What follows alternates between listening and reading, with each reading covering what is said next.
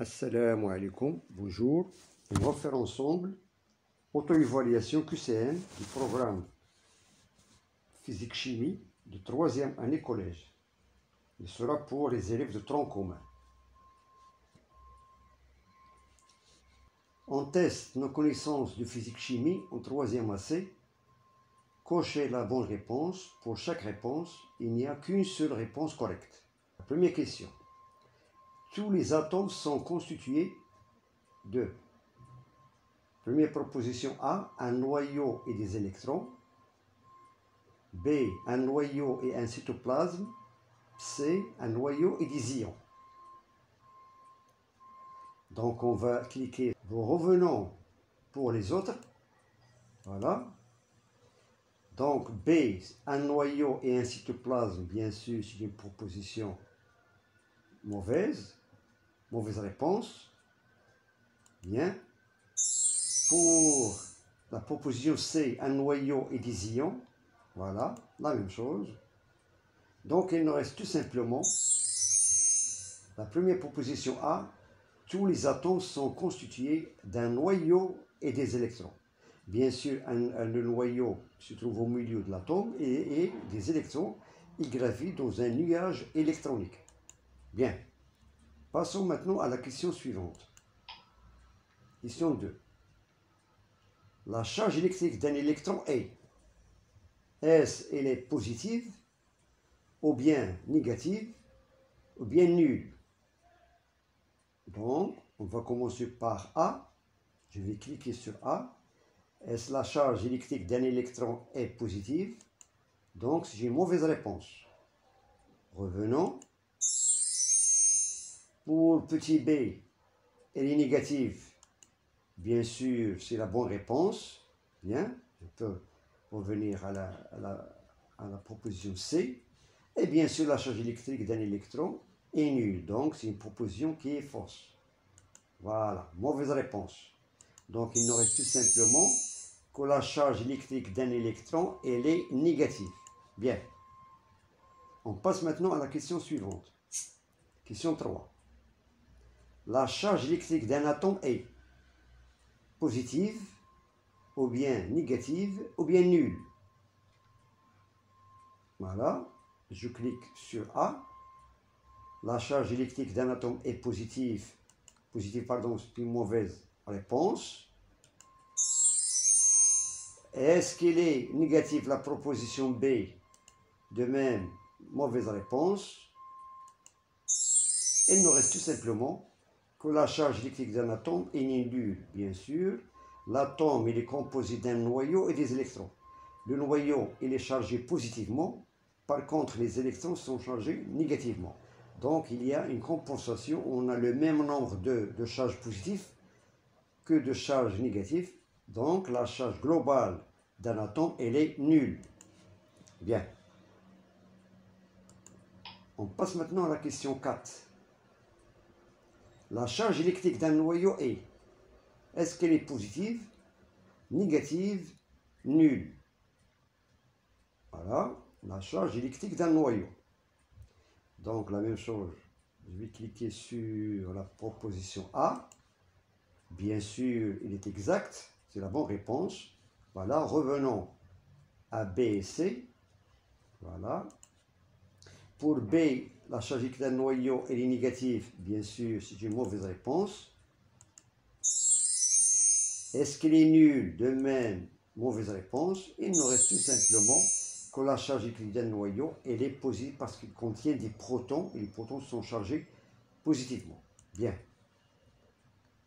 On passe maintenant à la question 5. Comparé à l'atome de cuivre de formule Cu, l'ion Cu de formule Cu2+ possède. Bien.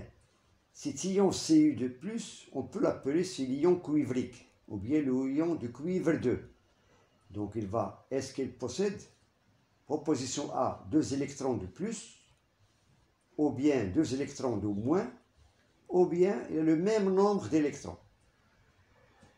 Donc on va cliquer sur A, 2 électrons de plus.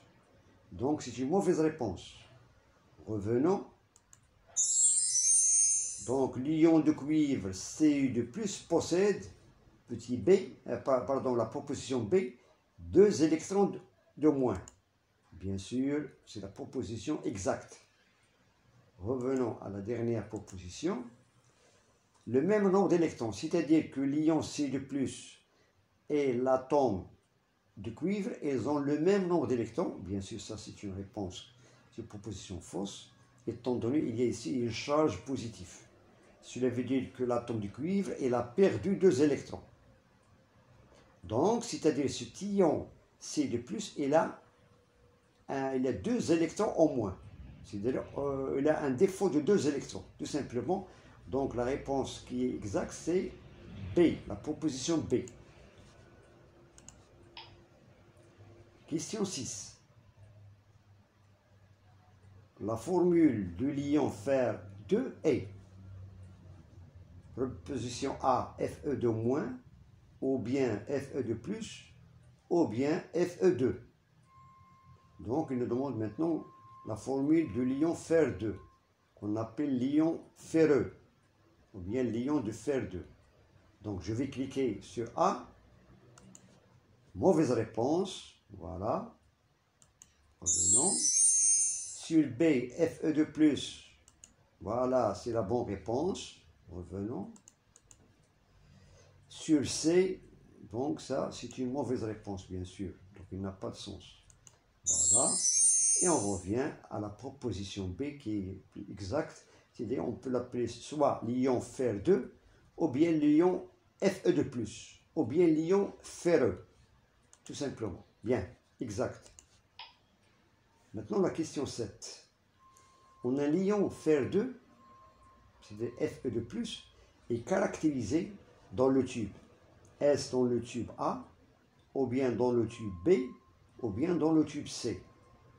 C'est-à-dire, pour déterminer ou bien pour justifier la présence de ces ions métalliques, on fait appel bien sûr à la solution de soude. Et lorsqu'on verse quelques gouttes de soude sur une solution qui contient des ions métalliques, on aura un précipité. Et à partir de la couleur de ce précipité, on peut déterminer la nature de l'ion métallique. Donc, on va commencer par le tube A. Est-ce que ce tube A, elle contient des ions Fe2+? Donc, c'est une mauvaise réponse. Le tube A, étant donné qu'il nous a donné un précipité bleu, donc il contient des ions Cu2+, et non pas Fe2+. Cu2+, ou bien on l'appelle des ions cuivriques. Voilà. Passons maintenant au tube B. Est-ce que ce tube B, à partir de la couleur de ce précipité qui est vert foncé bien sûr, est-ce qu'il contient des ions Fe2? Donc, Fe2+, donc je vais cliquer. Bien sûr, c'est la bonne réponse. Les ions ferreux, ils ont une couleur verte. Bien. Par contre, le tube C, donc lorsque je clique, bien sûr, c'est une mauvaise réponse, il contient ça. Lorsqu'on a les ions Fe2+, ils sont en contact avec l'air, ils s'oxydent, ils se transforment de l'ion Fe2+ en ion Fe3+. Et lorsqu'on aura par exemple cette couleur qui est presque rouge brique, c'est la couleur de la rouille, donc ce sont des ions que je trouve ici, sont des ions Fe3+. Voilà, je vais cliquer sur le tube C, et bien sûr c'est la mauvaise réponse. Tout, il nous reste tout simplement que le tube B, celui qui contient des ions Fe2+. Pourquoi? Parce qu'on a un précipité vert foncé. Bien. Maintenant, question 8. L'atome d'oxygène possède 8 électrons. L'atome de soufre possède 16 électrons. Dans l'ion sulfate SO4-, il y a A. Un noyau de soufre, 4 noyaux d'oxygène et 2 électrons. Ou bien B. Un noyau de soufre, 4 noyaux d'oxygène et 50 électrons. C. Un noyau de soufre, 2 noyaux d'oxygène et 4 électrons. Donc on doit choisir la bonne proposition. Donc on clique sur la proposition A. Voilà.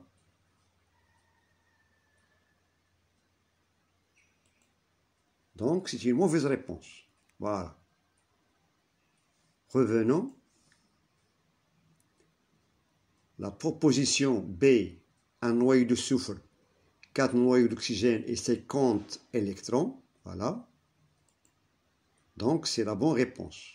Voilà, exact. Comment ça? Revenons à la question. Voilà. Donc, un noyau de soufre et 4 noyaux d'oxygène et 50 électrons. Bien sûr, on peut constater d'après la formule de l'ion sulfate, on a ici un noyau S, un noyau de soufre. O4, c'est-à-dire 4 noyaux d'oxygène et 2 moins. C'est-à-dire ce groupe, il a gagné 2 électrons. Donc, pour compter le nombre des électrons dans ce groupe tout entier, étant donné que le soufre, il possède 16 électrons, l'oxygène, chaque atome, il possède 8 électrons, étant donné qu'il y a 8 O4, c'est-à-dire 8 fois 4, ça fait 32, plus 16, ça fait 48, plus 2 électrons gagnés. Le tout, ça fait 50 électrons. Voilà. Donc, c'est la bonne réponse, c'est la bonne proposition B. Donc, un noyau de soufre, 4 noyaux d'oxygène et 50 électrons. Bien. Maintenant, bien sûr, la proposition C, un noyau de soufre, 2 noyaux d'oxygène et 4 électrons, c'est la proposition, bien sûr, mauvaise. Voilà. Donc, revenons, voilà, c'est la bonne proposition, c'est la proposition B. Bien. Continuons. Question 9. Une solution basique a un pH. Soit il est égal à 7, soit il est inférieur à 7, soit il est supérieur à 7. Donc la première proposition A égale à 7, mauvaise. Ça c'est pour le cas de la solution normalement neutre, qui a un pH de 7 égal à 7. Inférieur à 7, je clique. De même, c'est une mauvaise réponse. Donc ça, c'est pour la solution qui est acide. Il a un pH inférieur à 7. Automatiquement, il nous reste tout simplement la troisième proposition, supérieure à 7, au-delà de 7. Voilà, c'est la proposition exacte. Bien. Continuons. Donc, on a ici maintenant l'exercice 10, pardon. L'exercice 10. On réalise les deux expériences suivantes en utilisant une solution d'acide chlorhydrique. Donc, dans le premier tube, on a utilisé un pH mètre. Dans le deuxième, on a versé quelques gouttes de nitrate d'argent et on constate un précipité blanc. Ce précipité, lorsqu'on le laisse à la lumière, est noirci. C'est le tube C. Donc, ces deux expériences pratiquées sur la solution d'acide chlorhydrique montrent qu'elle contient A, des ions hydrogène H+, des ions sulfate SO4-. Donc, on va constater est-ce que cette proposition est la bonne. Je vais cliquer sur A. C'est une mauvaise réponse. Voilà. Bien sûr, il contient des ions H+, étant donné que c'est un milieu acide. Pourquoi? Parce que le pH indique une valeur inférieure à 7, 2,06. Bien. Par contre, les ions SO4-, ils ne sont pas détectés par le nitrate d'argent. Voilà. Maintenant, pour la proposition B, des ions sodium Na+, et des ions chlorure. Je clique. De même, c'est une mauvaise réponse. Bien sûr, il n'y a pas des ions Na+. Par contre, on peut, donc c'est une moitié de réponse, les ions chlorure, bien sûr, ils se trouvent dans cette solution. Lorsqu'on verse du nitrate d'argent, bien sûr, il se forme un précipité blanc. Lorsqu'on le laisse sous la lumière, il noircit. Donc ça, il met en évidence la présence des ions Cl-. Et bien sûr, la proposition C sera plus exacte. Des ions hydrogène H+, et des ions chlorure Cl-. Les ions H+, ils sont montrés par le pH, donc le milieu acide, et les ions chlorure Cl- sont montrés par le précipité blanc qui se noircit avec la lumière. Voilà, c'est la proposition exacte. Bien. Maintenant, il nous reste la question 11. Lors de la transformation chimique entre l'acide chlorhydrique et le fer, le gaz produit est le A, dioxyde de carbone, le dioxygène, le dihydrogène. Voilà. Pour A, le dioxygène de carbone, bien sûr, c'est une proposition qui est fausse. Voilà, mauvaise réponse. Bien sûr, parce qu'il n'y a pas présence dans les produits dans les réactifs du carbone, automatiquement, dans les produits formés, il n'y a pas présence de carbone. On constate qu'il y a tout simplement le fer et l'acide chlorhydrique, HCl. Très bien. Revenons pour la proposition B, dioxygène. De même, c'est une mauvaise réponse. Donc, il nous reste tout simplement le gaz qui se forme lors de la transformation chimique entre l'acide chlorhydrique et le fer, c'est le dihydrogène. Pour le détecter, on approche une flamme et on peut entendre une détonation à l'ouverture du tube à essai qui montre la présence de H2, le dihydrogène. Voilà, bravo, bonne chance et à très bientôt.